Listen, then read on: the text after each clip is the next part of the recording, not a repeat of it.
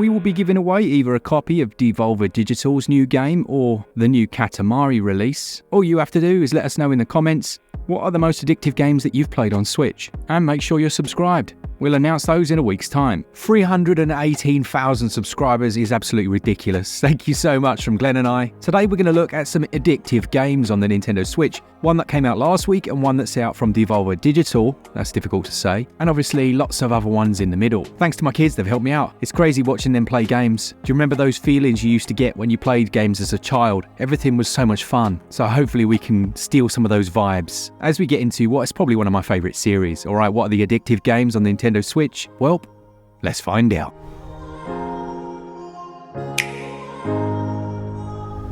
First up then, let's start with We Love Katamari Reroll plus Royal Reverie, which is a real mouthful. If you've never played a Katamari game, it essentially places you in the role of the prince of the king of the universe who's destroyed all the stars, and then he sends you down to roll up a Katamari ball big enough that he can then launch it into space to replace the missing stars.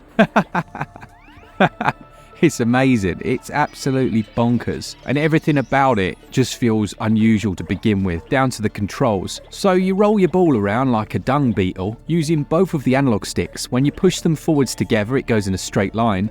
When one's forward and the other one's back, it will twist, and you can actually strafe by moving them both to the left or both to the right. If it sounds fiddly, awkward and a bit unusual, that's exactly what it is, but once you've got to grips with it, it's certainly in keeping with the other strange aspects of the game. Now, the stages are essentially themed, so it might be tidying up a bedroom or racing against time to get as large as you can.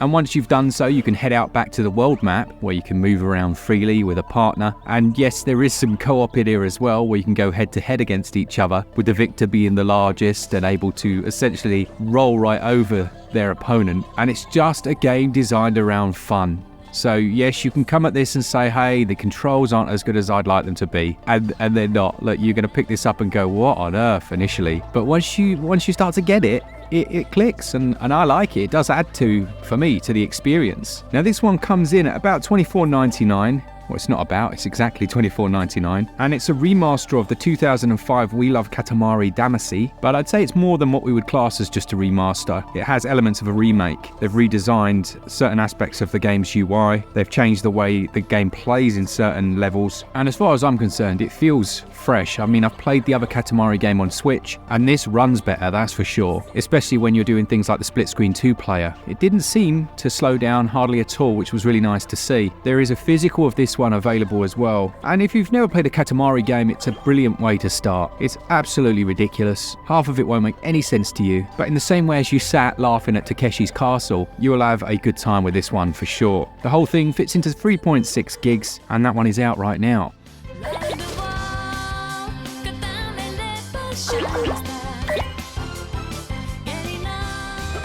Now I've gone back to the Adventure Pals for the first time in a long time.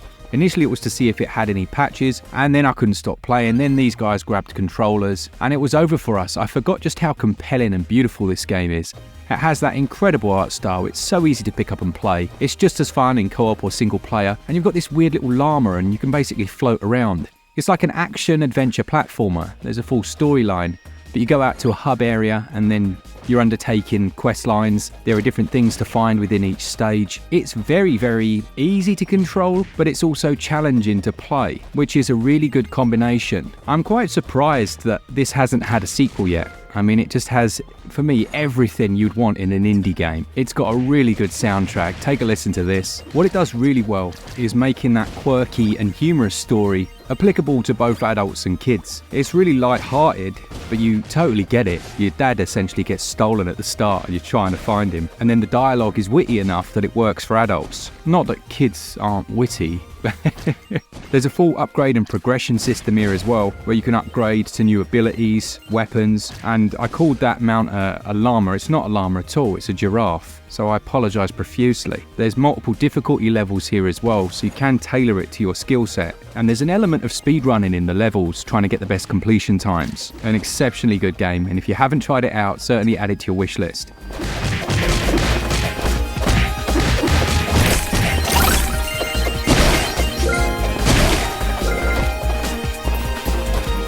Next up then, one that you can try straight away if you want to. It's Dr. Fetus Mean Meat Machine, and there's a demo of this available right now, so you can go and try a good old chunk of the game. Now, if you're a fan of Super Meat Boy, you'll know they then released Super Meat Boy Forever, which was more like a continuous runner, and I wasn't quite sure about it. It didn't quite tick the same box for me. They've gone again in a very different direction here. Not a match 3 puzzler, but like a match 4 with different pieces of meat, but it still keeps that Super Meat Boy feel because there's different hazards in the levels, and if you get hit, you have to restart the stage. I think that's probably one of the hallmarks of Super Meat Boy, just taking a hit and having to restart. Now, the restarts are instant, but what I wasn't expecting was for that match 4 gameplay to hook me in the way that it has done. When you get combos, so if you get a chain of 4 in a row or 4 together, you then get special perks, so you might gain some invincibility for a while, which allows you to move through the hazards. It has all of the Tetris aspects, let's be honest, things like being able to move those blocks quicker. You can slow them down as well, which you'll need to do to actually dodge the environmental hazards. And each stage changes, so it will change the layout. You'll have sometimes some things up the side that are going to be grinded into mush. I mean, I have to say, my daughter did not approve of this one. She was giving me disapproving looks. I don't know why, but we didn't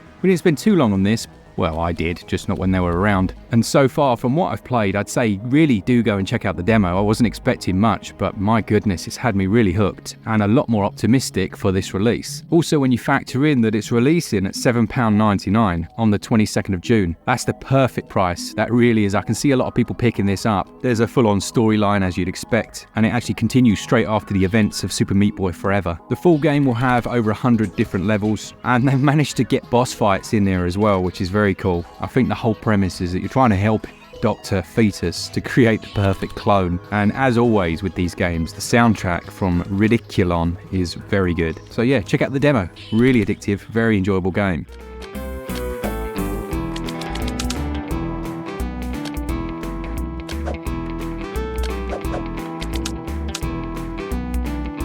Then we've got one of my favourites on Switch. It's Everspace. I haven't played this in a long time, and it's nice to see it's actually had a patch since I last played it. I believe it was on like 1.03 and it's 1.05 now. They haven't fixed the controls, and I remember at the time I did ask if they were going to put gyro in ever, and no, they haven't. But you can switch it to option 3, which does help. Now, if you've never played this, it takes roguelite, and don't be put off by roguelite here because this is really a space game. But it takes roguelite in that you get to choose your path, and the path you choose on the galaxy map will determine the types of enemies. There are persistent quests, which is what made this stand out to me. But it's one environment where a bit of procedural generation actually very much benefits it, because you do feel like you're exploring new areas and sectors of space. Combine that with those storylines that, as I say, are persistent. You don't feel like you're losing when you lose, if that makes sense. Like, you'll die, but you've got then the choice of choosing a new ship or upgrading to a new one, and then you can carry on with that same storyline. There's always a motivation to explore a bit deeper, a bit further, and try and discover new things, and that honestly is why I love space in general. Alongside that, it's got very challenging gameplay,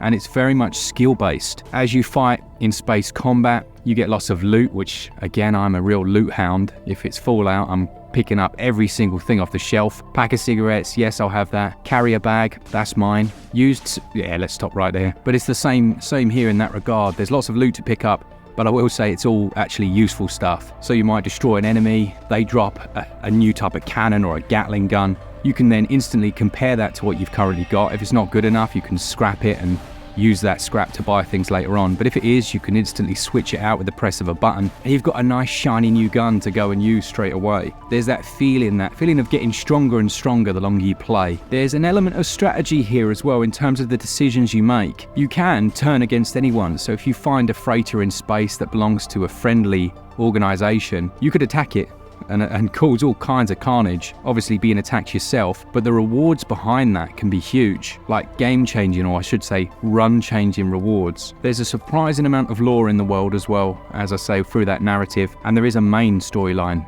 that I won't spoil at all, but if you want to check out a full review. There are other side tasks like just mining, spelunking, working your way inside old abandoned space vehicles and trying to find their loot. I just love it. You know I'm a huge space nerd, and it's just so compelling. Really good game, well worth checking out.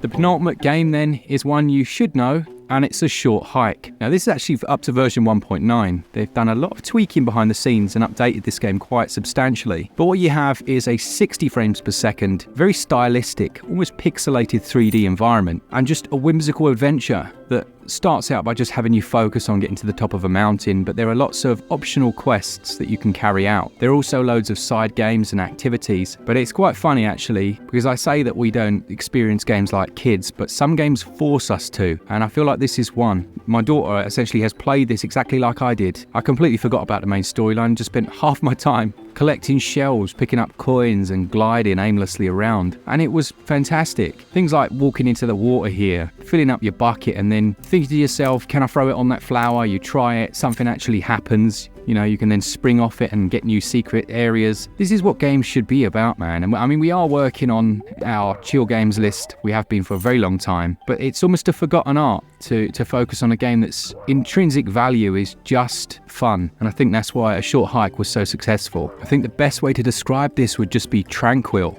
And for me, I think you're starting to see that some of the most addictive games are those that just allow you that exploration and freedom. You'll improve your ability to fly or climb, and then that again facilitates more exploring. Those mini games like fishing and racing and looking for treasure, they just allow little distractions that keep your attention as you go around the world in a small way, a bit like Tears of the Kingdom. You know, many of us just play that walking from A to B and constantly getting distracted, but enjoying those distractions. A Short Hike is usually very cheap, and I would highly recommend adding it to your list if you don't have it already.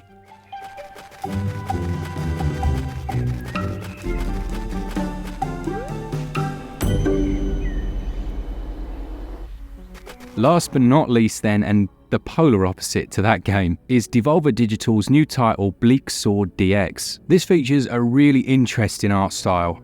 Some of you are going to like it, some aren't. It's essentially black and white with a splash of red. It's very minimalist in terms of its design as well. It uses elements from the Spectrum, but then combines those with 3D. It's silky smooth to play, very, very responsive. And here's what it does well. Firstly, the combat. Now you can swing your sword or you can hold the button for a heavy attack, but you can block as well. If you're a little better than that, you can time those blocks and parry and then perform counter attacks. There's a dodge move, so if you can't do those things or you don't enjoy that style of play, you can essentially dodge around, but you do have to pay attention to your stamina bar. There's a really satisfying and quite addictive gameplay loop, but what I love, so there's levels, there's stages, 1, 2, 3, you know, level 1, 1, 1, 2, very old school. But if you die, you get to replay the same stage. And if you then win, you get all your experience and stuff back. That's a really nice way of doing progression so that you don't feel like you're losing everything. And you've still got that linearity of set stages.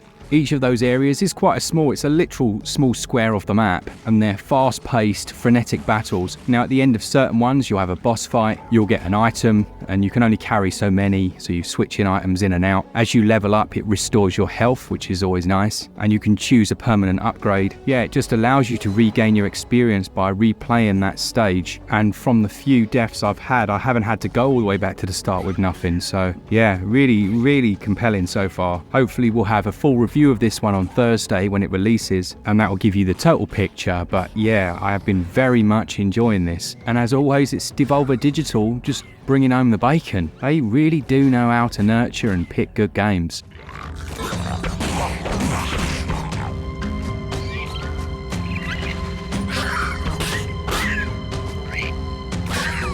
So that's it for this week. What are your addictive games? Let me know in the comments. We'll be giving away one of these games to you. Hopefully this one actually, because I think it's a nice one. Or Katamari, if we can get a few more codes for that. Just let me know down in the comments, what are your addictive games? If you want to buy any physicals, use our Play Asia link, which is down in the description. We've got links to the joycons that we use. And if you want to support us, you can buy your credit over at switchup.gg. A thanks to all of you and to our Patreons and members for all things Nintendo all the time. Keep it Switch Up. Cheers guys. See ya.